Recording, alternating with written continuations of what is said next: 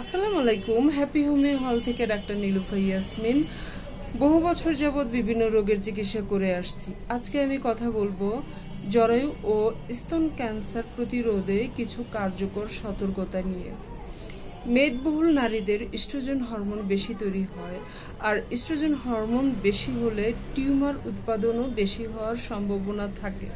তাই ওজন নিয়ন্ত্রণে রাখুন। ওজন নিয়ন্ত্রণে রাখাটা খুব জরুরি। পিরিয়ডটাকে পর্যবেক্ষণ করবেন। কোনো মেয়েদের দেখা যায় ৩-৪ মাসে একবার হয়, আবার কারো কারো দেখা যায় ১ মাসে ২-৩ বার হয়। পিরিয়ডে অনেক ব্যথা হয়। এই ধরনের লক্ষণ থাকলে আপনারা অবহেলা না করে চিকিৎসকের পরামর্শ নিন, চিকিৎসা নিন। দীর্ঘদিন পিল ব্যবহার করলেও ক্যান্সারের ঝুঁকি থাকে, তাই চিকিৎসকের পরামর্শ নিয়ে পিল ব্যবহার করুন।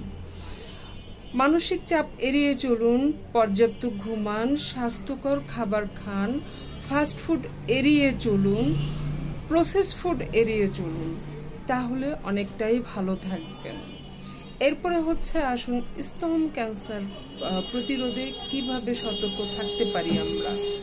প্রতি মাসে আয়নার সামনে দাঁড়িয়ে মাসে অন্তত ২ বার নিজের স্তন নিজে পরীক্ষা করুন।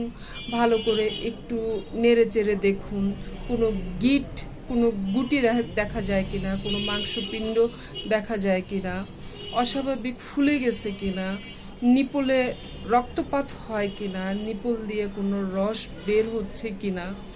এরকম যদি দেখা যায় তাহলে আপনারা দেরি না করে ডাক্তারের পরামর্শ নিন। আর যাদের পরিবারে ইতিহাস থাকে, মা অথবা নানি অথবা ফ্যামিলিতে স্তন ক্যান্সার, জরায়ু ক্যান্সার এরকম ইতিহাস যদি থাকে, তাহলে অবশ্যই আপনিও ঝুঁকিতে আছেন। সুতরাং ঝুঁকি এড়িয়ে চলতে বছরে একবার অন্তত ম্যামোগ্রাম করুন। এইভাবে করে সতর্কতার সাথে নিজেকে যত্ন নিন, নিজেকে ভালোবাসুন, ভালো থাকুন। আল্লাহ হাফেজ।